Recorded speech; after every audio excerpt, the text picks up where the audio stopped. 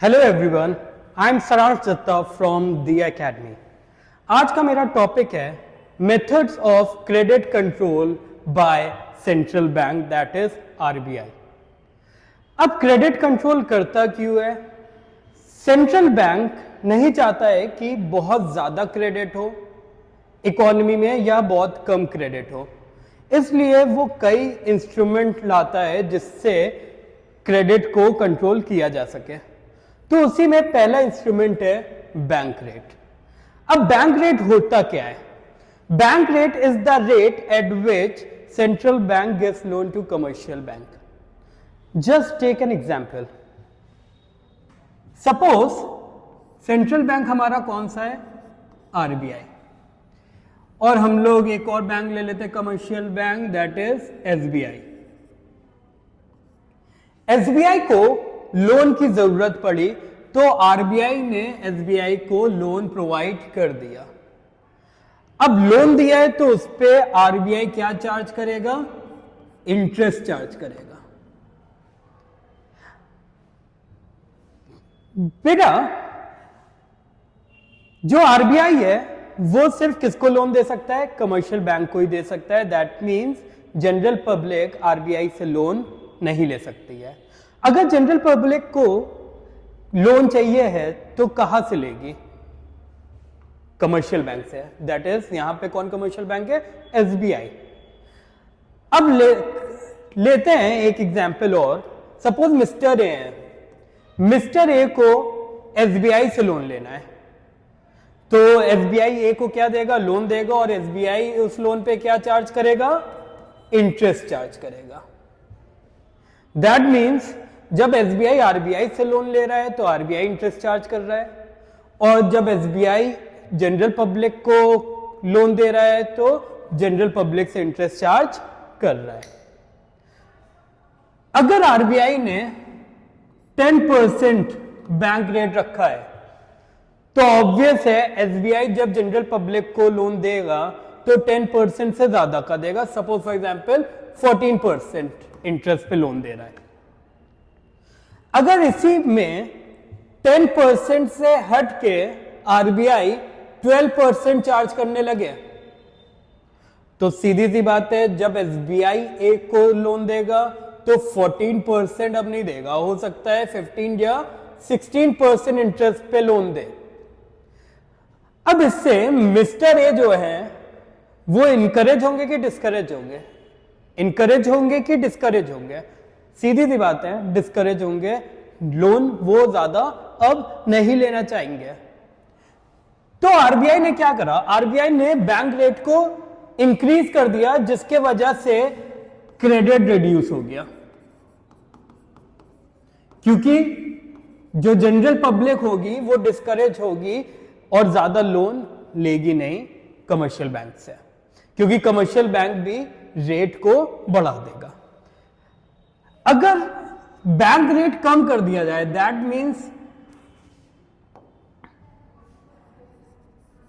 Means 10 से अगर 8% कर दिया जाए तो एसबीआई भी 14% से 12% पे आ जाएगा। इससे जो पब्लिक होगी वो ज्यादा लोन लेगी। सो यहां पे क्रेडिट जो है वो इंक्रीज हो जाएगा। तो जब भी सेंट्रल बैंक चाहती है कि मार्केट में ज्यादा मनी का सप्लाई ना हो तो बैंक रेट वो क्या करते हैं? इंक्रीज कर देते हैं। और जब वो चाहते हैं कि मनी सप्लाई ज्यादा हो मार्केट में तो बैंक रेट को कम कर दिया जाता है। आई होप पहला instrument is clear. Next is open market operation. Open market operation में क्या होता है? मार्केट में जो आरबीआई है वो बाय एंड सेल करती है government security to control the credit. अब कैसे करती है? मार्केट यहां पे हम लोग एक बैंक को ले रहे हैं, that is commercial bank. Commercial bank यहां पे हम लोग किसको मान ले रहे हैं? एसबीआई और आरबीआई। आरबीआई के पास कुछ गवर्नमेंट सिक्योरिटी है और आरबीआई ने एसबीआई को वो सिक्योरिटी सेल कर दिया है।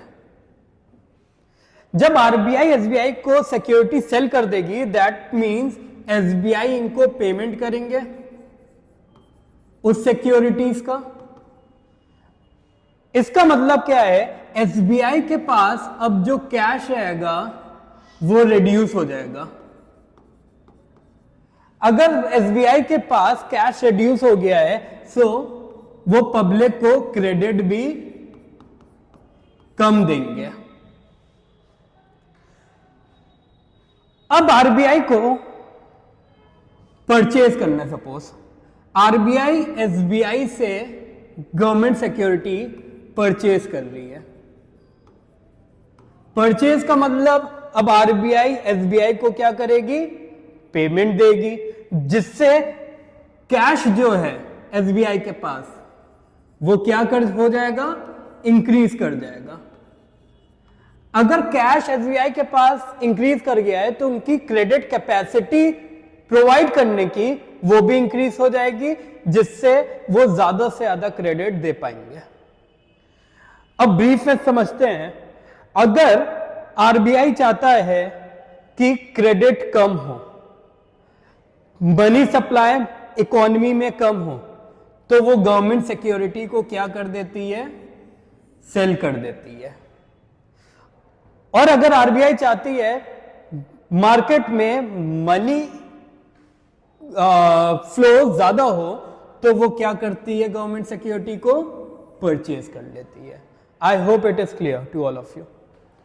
Next is CRR.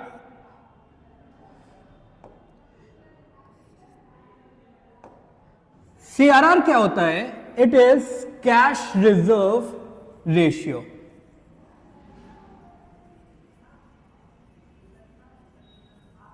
CRR is what? Cash reserve ratio. अब कैश रिजर्व रेशियो होता क्या है? कैश रिजर्व रेशियो का मतलब है हर कमर्शियल बैंक को कुछ परसेंटेज ऑफ डिपॉजिट आरबीआई के पास इन अ फॉर्म ऑफ रिजर्व रखना पड़ता है। दैट मीन्स जो पोर्शन वो रिजर्व रख रहे हैं आरबीआई के पास, वो पोर्शन वो इन अ फॉर्म ऑफ लोन किसी और पर्सन को दे नहीं सकते हैं। अब इससे क्रेडिट कंट्रोल कैसे होगा वो समझते हैं। इसके लिए एक एग्जांपल लेते हैं। सपोज एक मिस्टर ए हैं, उन्होंने डिपॉजिट करा है 10,000 रुपीज। कितना करा है, 10,000 रुपीज। अब अगर बैंक पूरा 10,000 किसी और को लोन दे दे तो बैंक के पास कुछ बचेगा नहीं। तो इन फ्यूचर कंटिजेंसीज आप अपने लॉस को रिकवर या फ्यूचर में कस्टमर्स को पेमेंट करना है वो आप नहीं कर पाओगे। इसलिए आरबीआई ने एक रूल निकाल दिया है कि आपको आरबीआई के पास कुछ सीआरआर, कुछ पोर्शन ऑफ डिपॉजिट रखना है, एंड दैट इज मैंडेटरी। अब सपोज सीआरआर 10% है, तो डिपॉजिट का 10% होता है 1,000। दैट मीन्स 1,000 आप आरबीआई के पास रखोगे in a form of reserve. That means आप कितना दे सकते हो क्रेडिट, 9,000 लोन पब्लिक को प्रोवाइड कर सकते हो ऑन दिस 10,000 डिपॉजिट। अगर आप सोचो आरबीआई ने 10 के बदले 12% सीआरआर कर दिया है, तो अब 12% ऑफ 10,000 कितना हो जाएगा, 1200 हो जाएगा। दैट मीन्स अब लोन कितना दे सकते हो आप, 8800। अब देख रहे होगे सीआरआर बढ़ने से क्या हुआ, लोन कम हो गया है।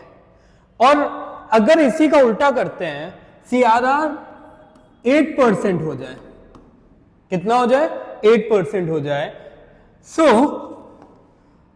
8% ऑफ 10,000 कितना होता है, 8% ऑफ 10,000 कितना होता है, 800।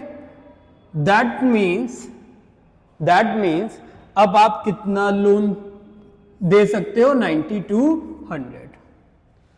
अगर हम शॉर्ट में समझे, अगर आरबीआई चाहता है कि लोन क्रेडिट कम हो मार्केट में, तो वो सीआरआर को बढ़ा देता है, और अगर वो चाहता है कि क्रेडिट बढ़ जाए, मनी सप्लाई बढ़ जाए मार्केट में, तो वो सीआरआर को कम कर देते हैं।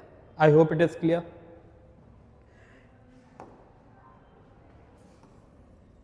नेक्स्ट मेथड है एसएलआर। एसएलआर का फुल फॉर्म होता है स्टैट्यूटरी लिक्विडिटी रेशियो। स्टैट्यूटरी का मतलब होता है लीगली आपको मेंटेन करना है, लीगल है ये। लिक्विडिटी का मतलब होता है which can be easily converted into cash। That means bank को अपने पास कैश में कुछ सामान रखना है, कुछ अमाउंट रखना है, और कुछ अमाउंट आप मार्केटेबल सिक्योरिटीज में भी रख सकते हो। मार्केटेबल सिक्योरिटी क्या होती है? It is a short term investment, generally for less than 3 months। अब इसमें क्या होता है, आप मार्केटेबल सिक्योरिटी को जल्दी कन्वर्ट कर सकते हो कैश में। अब एसएलआर बनाने की जरूरत क्यों आई? अब एक बात बताओ बेटा, अगर आपने 10,000 रुपीज, सपोज फॉर एग्जाम्पल एक मिस्टर ए है, 10,000 रुपीज डिपॉजिट करा, और इस पे bank, reserve bank of India ने सीआरआर ले लिया 10%। सो दैट मीन्स 1,000 रुपीज आपने आरबीआई के पास रख लिया है। आपके पास कितना पैसा बचा? 9,000 रुपीज बचा। आप किसको दे सकते हो? To the general public in a form of loan. अगर आपने 9,000 पूरा का पूरा लोन में दे दिया, तो क्या बैंक के पास कुछ पैसा बचा? अगर कोई चेक लेके आ जाए विड्रॉ करने के लिए, तो बैंक के पास तो कुछ पैसा ही नहीं है उनको पे करने के लिए। दैट इज वाई बैंक को भी अपने पास कुछ अमाउंट रखना पड़ता है, उसी को बोलते हैं एसएलआर। सीआरआर आप आरबीआई के पास रखते हो, और एसएलआर जो होता है वो कमर्शियल बैंक अपने पास रखता है in a form of cash और in a form of marketable security. अब अगेन सेम कॉन्सेप्ट, अगर सपोज एसएलआर है 5%, तो 10,000 का 5% होता कितना है? 10,000 का 5% होता कितना है?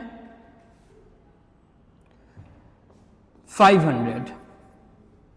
That means 9,500 you can give loan to the general public। अभी हम लोग सीआरआर को इसमें इंक्लूड नहीं कर रहे हैं, सीआरआर को इंक्लूड नहीं कर रहे हैं, अभी बस हम लोग एसएलआर का कॉन्सेप्ट पढ़ रहे हैं। तो 10,000 में 500 आपने ना फॉर्म ऑफ एसएलआर निकाल लिया, तो आपके पास कितना बचा? 9,500 टू प्रोवाइड लोन। अगर यहीं पे एसएलआर बढ़ के 5% से 10% हो जाए, दैट मीन्स अब आप एसएलआर कितना रखोगे? 1,000। तो कमर्शियल बैंक के पास कितना पैसा बचा लोन प्रोवाइड करने के लिए? 9,000। दैट मीन्स क्रेडिट कैपेसिटी कम हो गई। तो अगर एसएलआर बढ़ा दे आरबीआई, तो क्रेडिट को कम कर सकते हैं, और एसएलआर को कम कर दे तो क्रेडिट को मार्केट में बढ़ा सकते हैं, इकोनॉमी में बढ़ा सकते हैं। I hope it is clear. Next method है, next method is margin requirement. Margin क्या होता है? अब हम लोग पहले सीखते हैं मार्जिन क्या होता है। यहां पे मार्जिन का सिंपल सा मतलब है, जो अमाउंट आप लोन दे रहे हो अब सीधी सी बात है, लोन दे रहे हो तो कुछ ना तो कुछ सिक्योरिटी आप रख ही रहे होगे। तो कभी भी लोन अमाउंट सिक्योरिटी अमाउंट के बराबर नहीं होता है। लोन अमाउंट हमेशा सिक्योरिटी अमाउंट से कम होगा, और जो डिफरेंस है सिक्योरिटी अमाउंट और लोन अमाउंट में, वही हमारा होता है margin requirement. Suppose for example आपने 1,00,000 रुपए का लोन ले रहे हैं, तो इसके लिए आपको सिक्योरिटी रखनी पड़ेगी अराउंड 1,30,000 या 1,40,000, वॉट एवर इट इज, जो भी कमर्शियल बैंक मांगेगा। अब कमर्शियल बैंक अलग अलग कमर्शियल बैंक है, तो अलग अलग मार्जिन रिक्वायरमेंट भी होती है। तो ये हो गया सिक्योरिटीज। सो दैट मीन्स दोनों का डिफरेंस कितना है? 30,000 का। इसका मतलब है जो पब्लिक है, जब वो 1,30,000 की सिक्योरिटी रखेंगे तब उनको कितना लोन मिलेगा? 1,00,000 का मिलेगा। अगर यहीं पे आरबीआई बोल दे कि आपको मार्जिन रिक्वायरमेंट बढ़ाना है, मार्जिन बढ़ाना है, इसका मतलब है कि सिक्योरिटी अब आपको 1,30,000 की नहीं, 1,70,000 की रखनी है। तो डिफरेंस कितना हो जाएगा? 30,000 से 70,000 का हो जाएगा। तो इससे पब्लिक इंकरेज होगी लोन लेने के लिए या डिस्करेज होगी? ऑब्वियस है डिस्करेज होगी, क्योंकि अब उनको सिक्योरिटीज ज्यादा जमा करनी पड़ रही है और उनको लोन अभी कम मिल रहा है। तो इससे क्या होगा? जो पब्लिक होगी वो उधार लोन कम लेगी। तो अगर आरबीआई चाहती है कि लोन जो है, जो मनी सप्लाई है इकोनॉमी में, वो कम करे, तो वो मार्जिन रिक्वायरमेंट को बढ़ा देते हैं, इंक्रीज कर देते हैं। और जब वो चाहते हैं कि मनी सप्लाई कम हो जाए, तो वो मार्जिन रिक्वायरमेंट को कम कर देते हैं। नेक्स्ट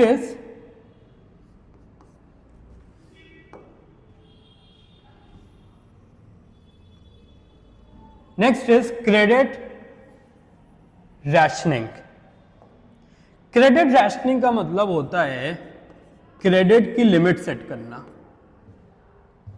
अब देखो बेटा, जो कमर्शियल बैंक्स होते हैं वो कई सेक्टर्स में क्रेडिट को प्रोवाइड करते हैं। अब सेक्टर्स कौन कौन से होते हैं? Primary sector, secondary sector and tertiary sector. ये आपने पहले भी पढ़ा होगा, क्लास 9 में भी पढ़ा होगा। प्राइमरी सेक्टर किससे रिलेटेड होता है? जहां से रॉ मटेरियल मिलता है, दैट मींस एग्रीकल्चर से ये ज्यादा फोकस्ड है। सेकेंडरी जहां पे मैन्युफैक्चरिंग होती है, दैट मींस इंडस्ट्रियल सेक्टर यहां पे आ जाता है। और टर्शरी सेक्टर जो हमको सर्विसेज प्रोवाइड करते हैं।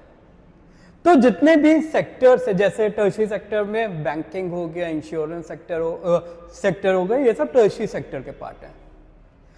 अब सारे सेक्टर्स को मनी की रिक्वायरमेंट होती है, और मनी की रिक्वायरमेंट को फुलफिल करने के लिए वो किसके पास जाएंगे? बैंक के पास जाएंगे। आरबीआई एक लिमिट सेट कर देगा कि आप किसको ज्यादा लोन दे सकते हो, किसको कम लोन दे सकते हो। अब ये कैसे डिसाइड करता है?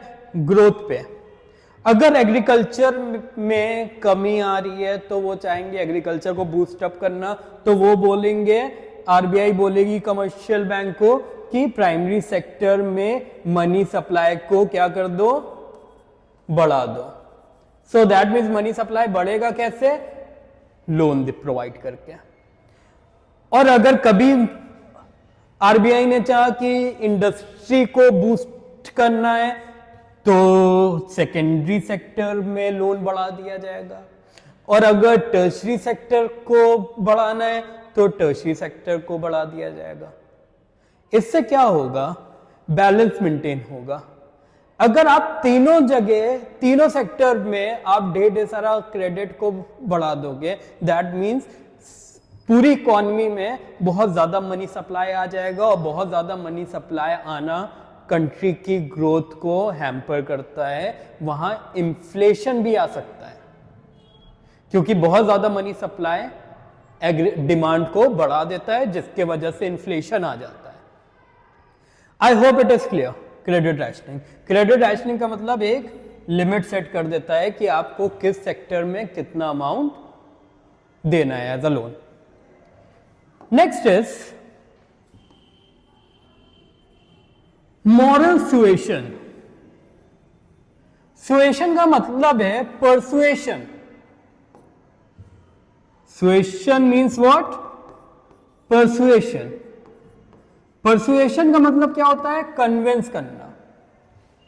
ये एक इनफॉर्मल वे है जिसमें आरबीआई कमर्शियल बैंक को बोलता है कि अननेसेसरी चीजों पे के लिए लोन ना दो।